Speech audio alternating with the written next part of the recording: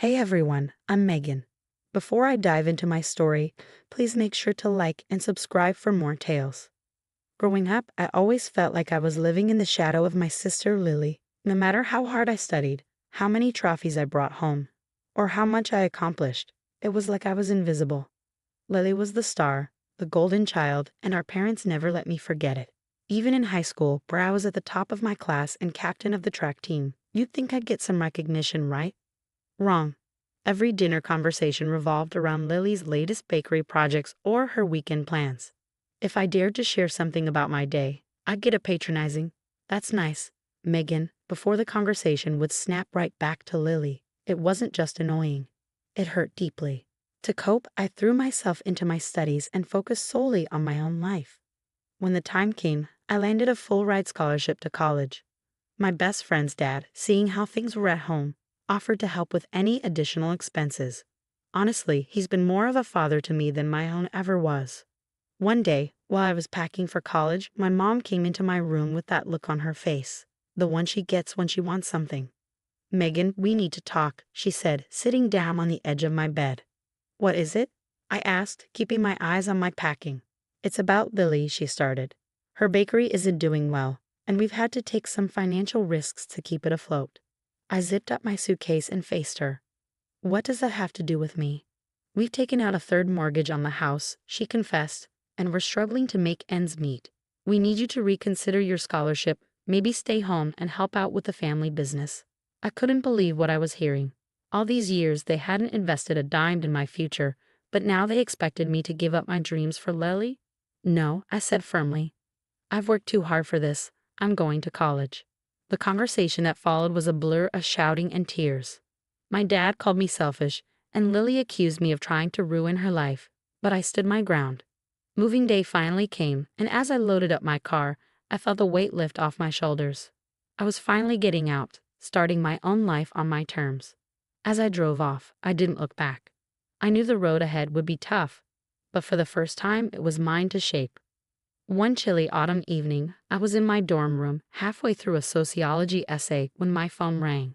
The screen flashed my mom's name, and a knot formed in my stomach.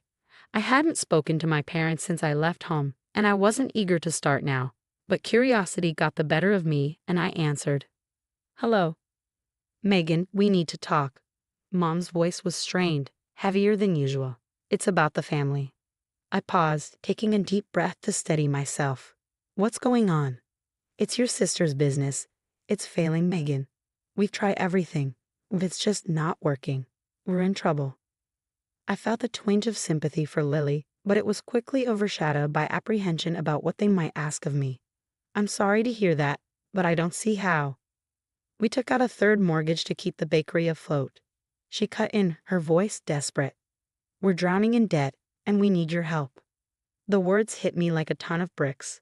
Not only had they jeopardized their financial stability for Lily, but now they expected me to bail them out. "What exactly are you asking me to do?" I asked, though I already knew the answer. "We need you to come home," Mom said plainly. "Put off school for a while. Help manage the finances and the bakery. We can't do this without you." The request was ludicrous.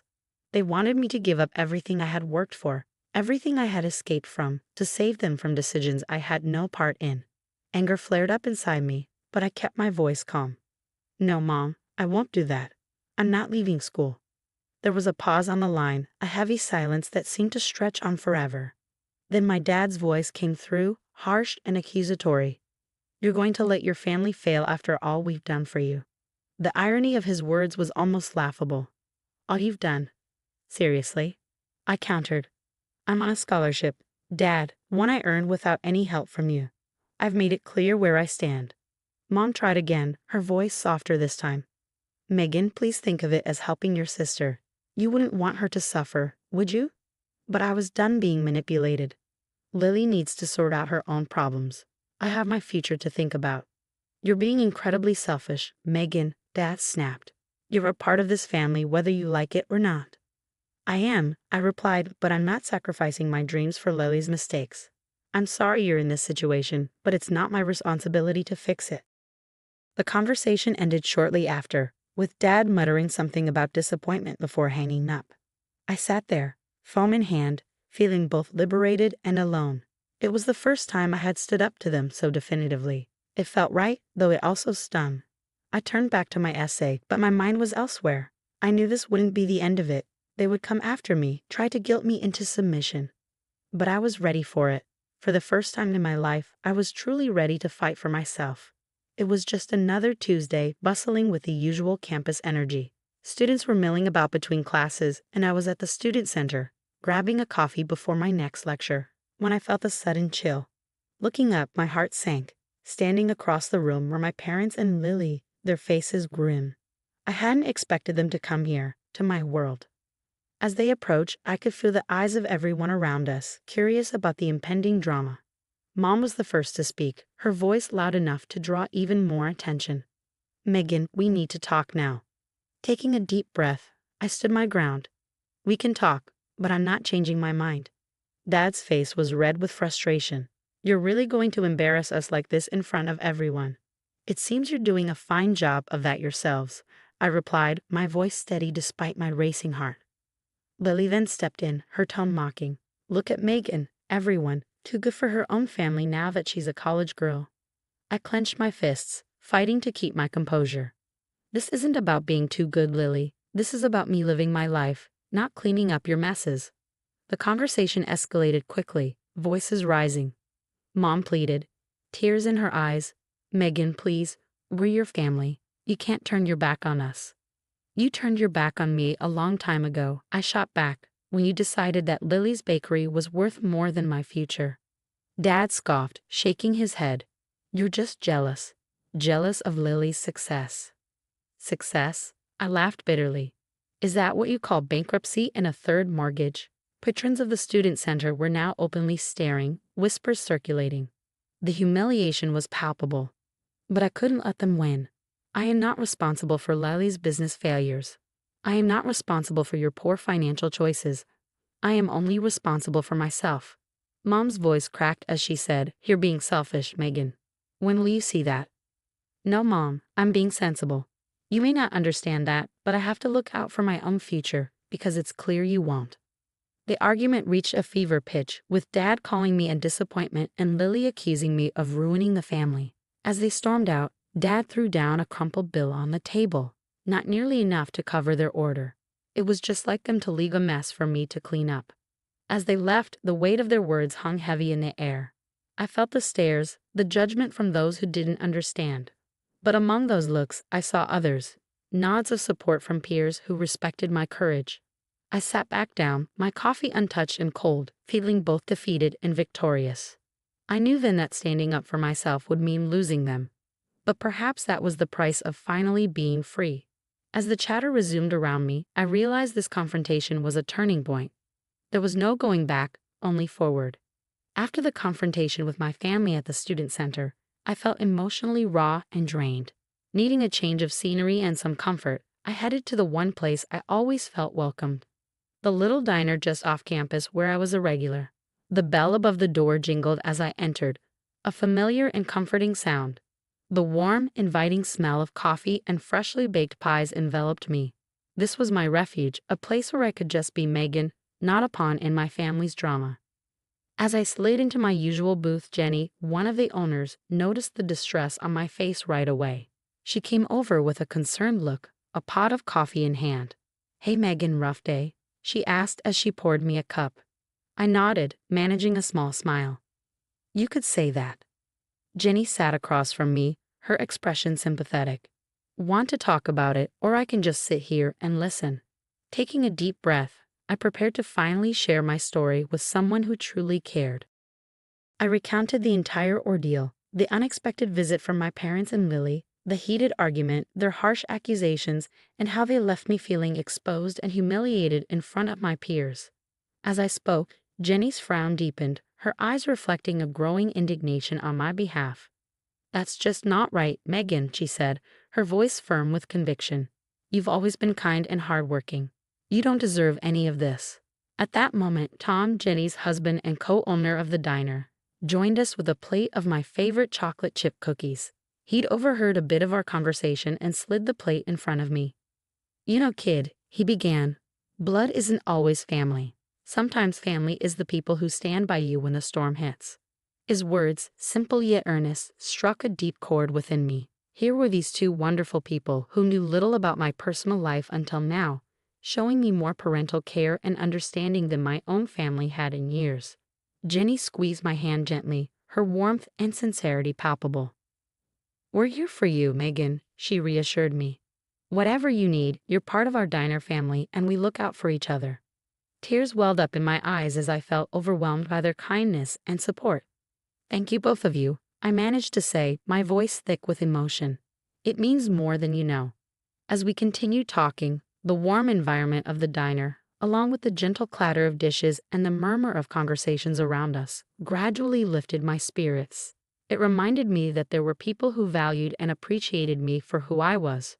My connection with Jenny and Tom underscored a crucial lesson. Family isn't just about blood relations. It's about those who stand by your side, who support and believe in you.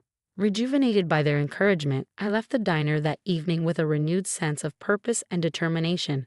The weight of my family's expectations and criticisms felt lighter, knowing I had people who believed in my choices and my future. This newfound strength bolstered my resolve to forge ahead with my education and life, defining success on my own terms. As I walked back to my dorm under the starry sky, I realized that while the road ahead might be lonely at times, I wasn't truly alone.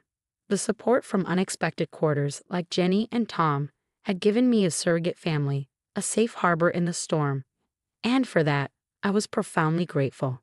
They had shown me that sometimes you have to choose your family, and that choice can bring a peace and happiness that blood relations may not always provide.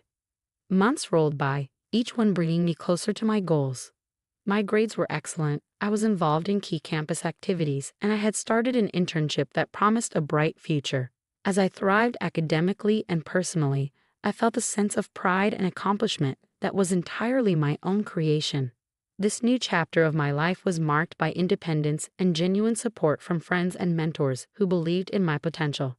One crisp morning, as I scrolled through the news on my phone before class, a headline caught my eye. It was about Lily's Bakery. Apparently, it had been embroiled in a major health scandal. Reports detailed unsanitary conditions and multiple violations that had gone unchecked. The fallout was catastrophic. The bakery was shut down, and the media storm that followed tarnished the family name irreparably.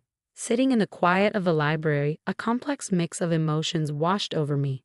There was no pleasure in seeing Lily and my parents suffer, yet there was a grim sort of inevitability to it. Their reckless choices, the years of bending rules and expectations to favor Lily, have finally caught up with them. It was a stark reminder of how far removed I was from that world of chaos and neglect. In the following weeks, news of their financial ruin became the talk of the town. My parents had invested everything into the bakery, ignoring all other responsibilities, including their own well-being. With the business gone, they were left with nothing but debts and regrets. A harsh, self-inflicted reality that they had to face alone.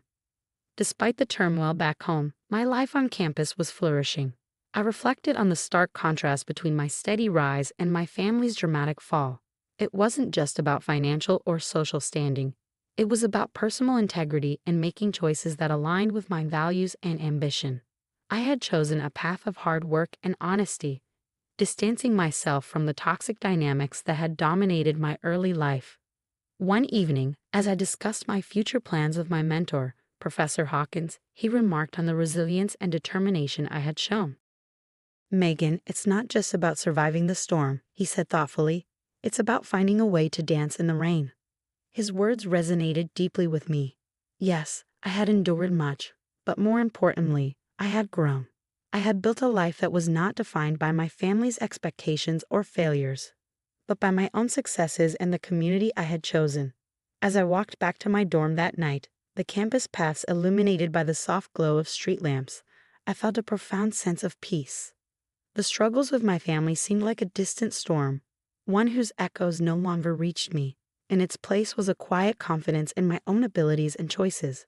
I knew there would be more challenges ahead, but I also knew I had the tools and the support to face them. My family's downfall, while tragic, was a result of their own actions, a fate they had crafted through years of missteps. As for me, I was building something different, something sustainable and true.